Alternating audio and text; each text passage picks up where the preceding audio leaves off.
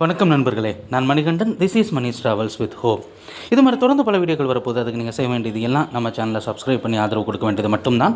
இன்றைக்கி இந்த வீடியோவில் நம்ம பார்க்கக்கூடிய விஷயம் என்ன அப்படின்னா, ஒவ்வொரு ரயில்வே கூட்டமுமே ஒவ்வொரு ஆண்டும் தமக்கு இந்த ரயிலானது வேண்டும் அப்படின்னு ரயில்வே துறைக்கு கோரிக்கை வைப்பாங்க. அந்த கோரிக்கை சாத்தியமாகும் பட்சத்தில் ரயில்வே ஆனது அதற்கு அப்ரூவலை கொடுப்பாங்க. அந்த வகையில் திருச்சி கோட்டம் ஒரு முக்கியமான கோரிக்கையை தொடர்ந்து வைத்து கொண்டிருக்கிறது. இது மக்களினுடைய கோரிக்கை இல்லை, திருச்சி கோட்டத்தின் சார்பாக விடுக்கப்பட்டிருக்கக்கூடிய கோரிக்கை.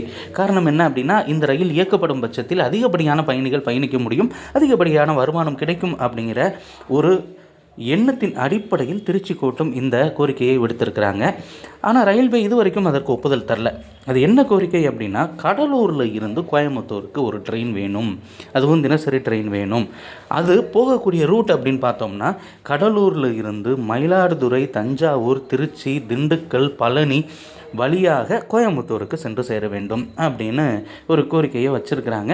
ரயில்வேவும் அதை ரொம்ப நாளாகவே இன்னும் அப்ரூவல் பண்ணாமலே இருக்காங்க. நிச்சயமாக இதை அப்ரூவல் பண்ணும் பட்சத்தில் அதிகப்படியான பயணிகள் பயணிப்பதற்கு வாய்ப்பு அப்படிங்கிறது இருக்கும்.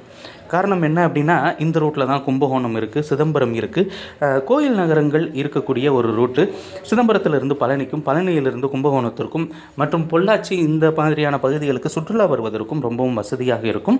டெல்டாவையும் மேற்கு மண்டலத்தையும் இணைக்கக்கூடிய வகையில் இந்த ரயிலானது நிச்சயமாக செயல்பட வேண்டும் அப்படிங்கிற கோரிக்கை அப்படிங்கிறது ரயில்வே நிர்வாகம் கொடுத்துருக்குறாங்க.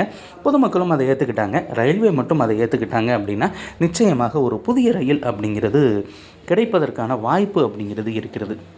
அதுலேயும் இந்த ரயில் இயக்கப்படும் பட்சத்தில் காலையில் கடலூரில் இருந்து புறப்பட்டு அங்கே இருந்து தஞ்சாவூர், திருச்சி வந்து திருச்சியில் இருந்து காலை நேரத்தில் பழனிக்கு ஒரு ட்ரெயின் அப்படிங்கிறது கிடைக்கும்.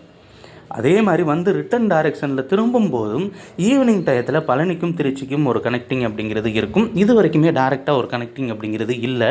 ஒரு ரயில் இயக்குனாங்க, சென்னையில் இருந்து கடலூர் வழியாக பழனி வந்து அங்கேருந்து போத்தனூர் வரைக்கும் வர மாதிரி சிறப்பு ரயில். அந்த ரயிலும் இப்போதைக்கு இயக்கப்படுவது இல்லை. அப்படி இருக்கக்கூடிய சூழ்நிலையில் புதிய ரயில்களுக்கான கோரிக்கை அப்படிங்கிறது தொடர்ந்து வலியுறுத்தப்பட்டு கொண்டு தான் இருக்கிறது. ரயில்வே நிர்வாகம் அதை மனசு வச்சாங்க அப்படின்னா நிச்சயமாக இந்த ரயில் ஓடத் தொடங்கும்.